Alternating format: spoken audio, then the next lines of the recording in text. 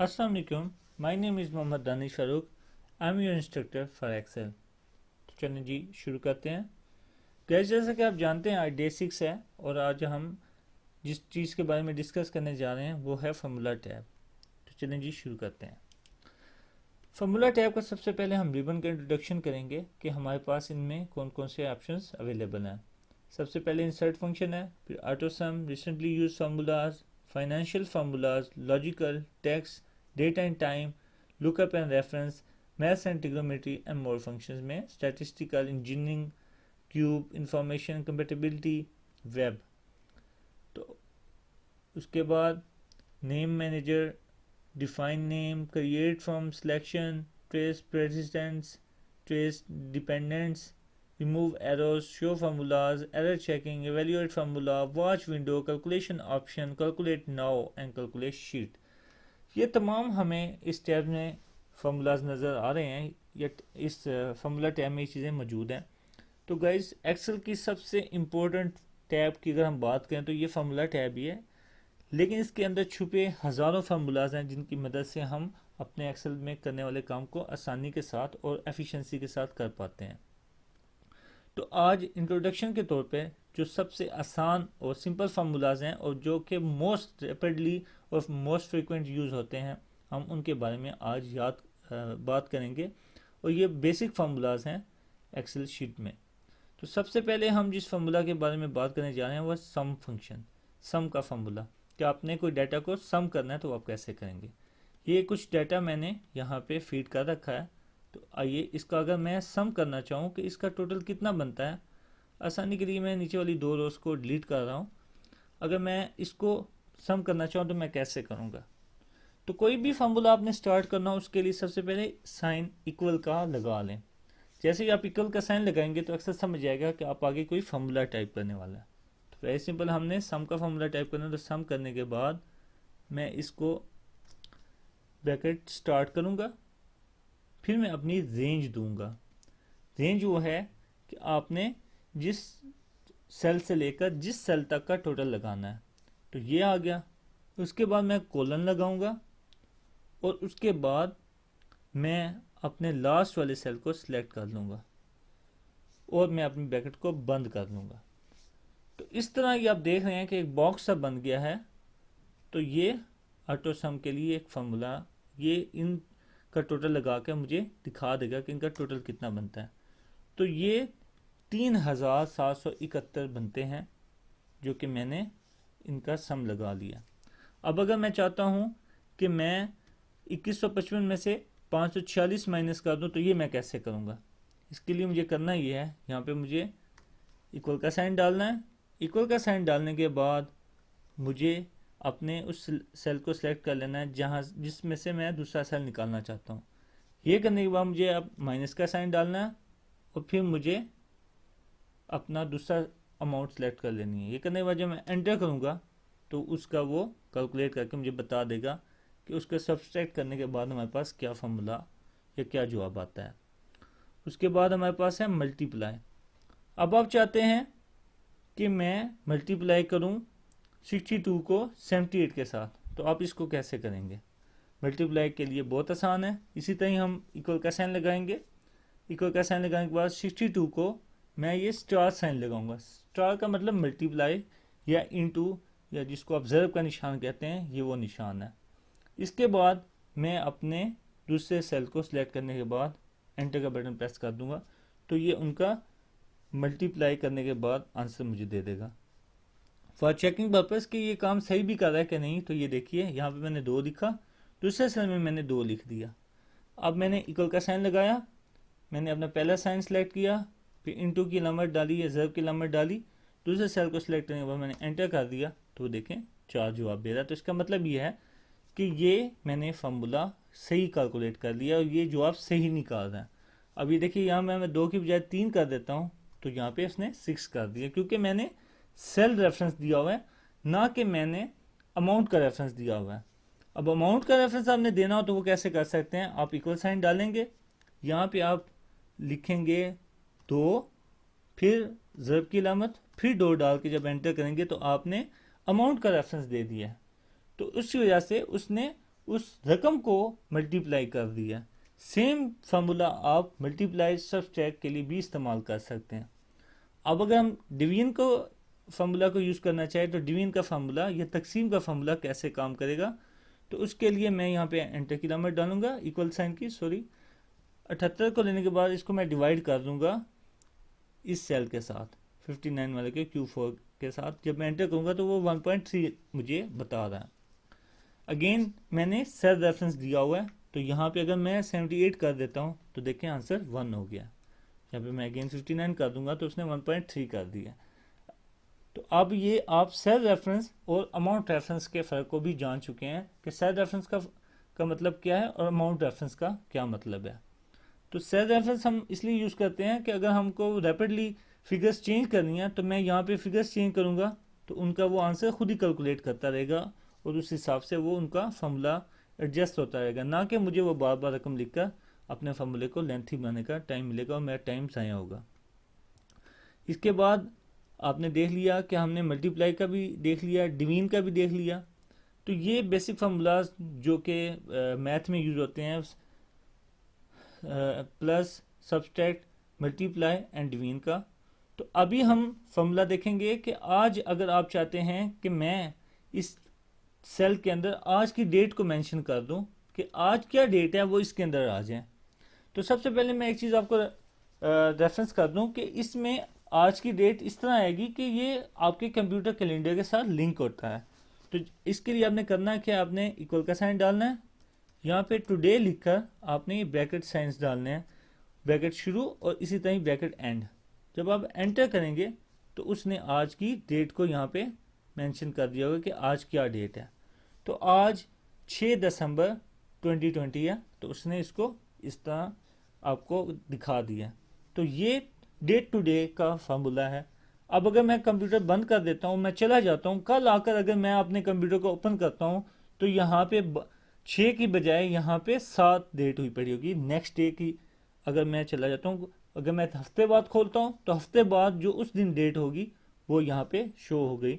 इसका मतलब यह है कि ऑटोमेटिकली इसको अपडेट भी करता रहेगा।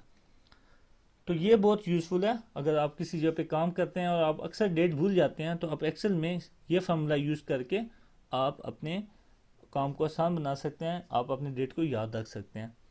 ये देखिए यहाँ पे डेट शो हो रही है और फार्मूला बार में वो आपको फार्मूला शो कर रहा है। तो जो आपको मैंने पर्पस बताया था इस फार्मूला बार का, वो आज आपको पता चला होगा कि हम जब एक फार्मूला अप्लाई करते हैं और हम जानना चाह रहे होते हैं, हमारे सामने एंड रिजल्ट आ रहा होता है, तो हम जानना चाह रहे होते हैं कि उसके पीछे क्या फार्मूला लगाया गया, तो हम यहाँ फार्मूला बार में से उसको देख सकते हैं। इसके बाद हम देखेंगे मिनिमम नंबर का फार्मूला। अब आपके पास ये सारे नंबर्स मौजूद हैं, पर्पसली मैंने इसमें छोटे नंबर भी ऐड किए थे ताकि आपको पता चल सके इन फार्मूलाज को लिखने का मकसद क्या था। अब मैं चाहता हूं कि इस डाटा में मौजूद मुझे सबसे छोटा नंबर का पता लग गया कि इसमें सबसे छोटा नंबर कौन सा है, मिनिमम नंबर कौन सा है। तो उसका फार्मूला बहुत आसान है, यहाँ पे आप इक्वल साइन डालें, MIN टाइप करें जिसका मतलब है मिनिमम, और ब्रैकेट स्टार्ट कर दें और आप अपनी डाटा रेंज को सिलेक्ट कर लें जिसमें से आप मिनिमम नंबर को फाइंड करना चाह रहे हैं। वो करने के बाद जब आप एंटर करेंगे तो वो बता देगा कि इस रेंज में मिनिमम नंबर वो 1 है। अब देखिए अगर मैं 1 को यहाँ से ख़त्म कर देता हूँ तो ये उसने नंबर को 3 कर दिया। अगर मैं 3 को भी ख़त्म कर देता हूँ तो उसने उसको 15 कर दिया, क्योंकि वो डाटा में चीज़ें ख़त्म होती जा रही हैं। लेकिन यहाँ पे अगर मैं 0 लिख देता हूँ तो ये देखिए उसने ये 0 की जगह डैश यूज़ कर दी।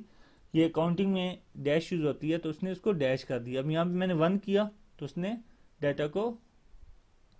डाटा रेंज को मिनिमम नंबर, क्योंकि 0 ही है तो उसने 0 ही यहाँ पे रखा है। तो इस तरह आप अपने मिनिमम नंबर को चेक कर सकते। तो गाइज अब अगर हम चाहें, हमने ये चेक करना हो कि हमारा इस रेंज में सबसे बड़ा नंबर कौन सा है, तो उसके लिए जो हम फार्मूला यूज़ करेंगे वो है मैक्सिमम वैल्यू का फार्मूला। तो उसके लिए फार्मूला ये होगा, हम इक्वल साइन लगाएंगे, MAX मैक्स लिखेंगे और अपनी डाटा रेंज सेलेक्ट कर लेंगे। यहाँ पे हमने मिनिमम का फार्मूला लगाया है इसलिए मैं इसको छोड़ रहा हूँ और अपनी डाटा रेंज को सिलेक्ट कर रहा हूँ मैं। ये सिलेक्ट करने के बाद जब मैं एंटर करता हूँ तो ये मैक्सिमम नंबर मेरे पास शो हो गया जो कि 3649 है। तो इस तरह हम अपने डाटा में से मिनिमम नंबर और मैक्सिमम नंबर को देख सकते हैं। गाइज जस्ट इमेजिन अगर डाटा बहुत ज़्यादा हो तो उसमें से आपको फाइंड आउट करना कितना आसान हो जाएगा इस जरिए कि आप बहुत आसानी के साथ ये चेक कर सकेंगे कि हमारे डाटा में मौजूद सबसे बड़ा और सबसे छोटा नंबर कौन सा है। इसी तरह अगर आप इस डाटा की एवरेज मालूम करना चाहें तो आप वो भी आसानी तरीके से कर सकते हैं। इसको समझाने के लिए मैं अपने डाटा को ज़रा आसान कर रहा हूँ ताकि आपको इसको समझने में कोई ज़्यादा दिक्कत ना पेश आए। तो ये मैंने 10 के पहाड़े में सारा लिख दिया। तो गैस अगर हम इस चीज़ को नोटिस करते हैं तो अब हम यहाँ पे पहले से लिखे फार्मूलाज को ख़त्म कर देते हैं। अब अगर हम जानना चाहते हैं कि हमारा ये लिखा हुआ जो डाटा है इसकी एवरेज क्या है तो इसके लिए हम फार्मूला लगाएंगे equal sign A V G bracket start और अपनी डाटा रेंज को सिलेक्ट कर लेंगे। सिलेक्ट करने के बाद हम ब्रैकेट को बंद कर देंगे और जब एंटर करेंगे तो हमारे सामने एवरेज का फार्मूला आ जाएगा। एक्चुअली ये एवरेज के लिए हमें ये एवरेज पूरा लिखना होता है AVERAGE।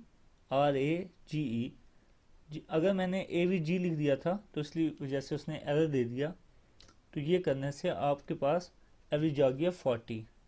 तो अगर हम इसको चेक करना चाहें कि ये ठीक है कि नहीं तो इसको चेक करते हैं।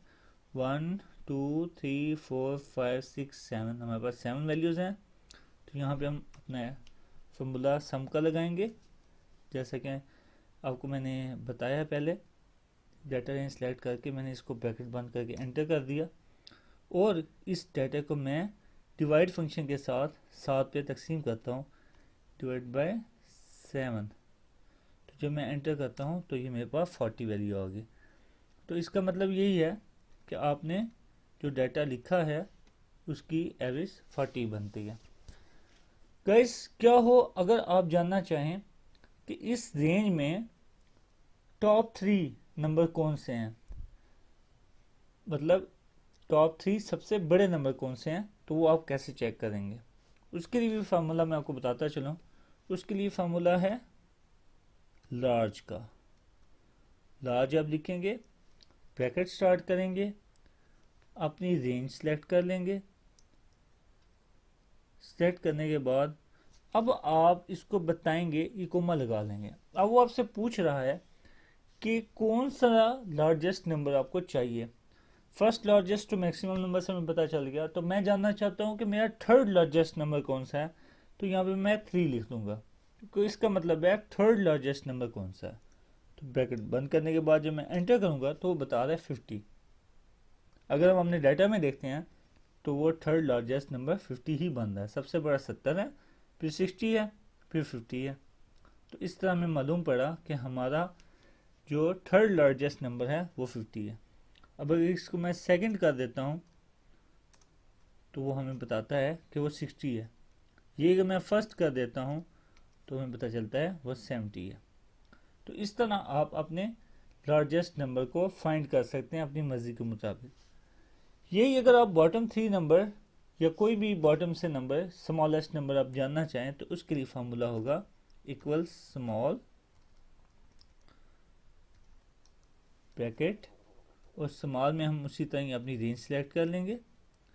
रेंज सेलेक्ट करने के बाद हम कोमा लगाएंगे और इसको बताएंगे कि सेकंड स्मॉलेस्ट नंबर कौन सा है। तो वो बता रहा है इस 20। अगर हम देखते हैं तो सेकंड स्मॉलेस्ट नंबर हमारे पास 20 ही है। तो इस तरह गाइज हम बड़ी आसानी के साथ ये चेक कर सकते हैं कि हमारा लार्जेस्ट नंबर कौन सा है, स्मॉलेस्ट कौन सा है, एवरेज नंबर, और हम इस तरह अपने काम को आसानी के साथ कर सकते हैं। तो आज हमने इस लेक्चर में सीखा कि किस तरह डाटा को सम किया जाता है, किस तरह सब्सट्रैक्ट किया जाता है, मल्टीप्लाई, डिवीजन, और इस तरह हमने अगर डेट फंक्शन अप्लाई करना हो कि आज की डेट में जाना तो वो कैसे जाएंगे। सबसे छोटा नंबर, सबसे बड़ा नंबर, कोई भी रेंज में स्मॉलेस्ट नंबर और कोई भी रेंज में लार्जेस्ट नंबर को फाइंड करने का हमने तरीका सीखा। हमने ये भी सीखा कि किस तरह हम नंबर्स, दिए गए नंबर्स में से एवरेज मालूम कर सकते हैं। तो इस तरह हम अपने एक्सेल को यूज़ करके अपने लिए आसानी पैदा करके अपने डाटे को अपनी मर्ज़ी के मुताबिक इस्तेमाल कर सकते हैं। तो गाइस, उम्मीद है कि आपको हमारा लेक्चर आज का पसंद आया होगा। प्लीज़ वीडियो को लाइक कीजिए, अपने दोस्तों के साथ शेयर कीजिए। कमेंट सेक्शन में अगर आपका कोई सवाल हो तो वो आप पूछ सकते हैं, और सबसे ज़रूरी हमारे चैनल के साथ बने रहिए और डेली की वीडियो डेली देखिए। थैंक यू एंड अल्लाह हाफिज़।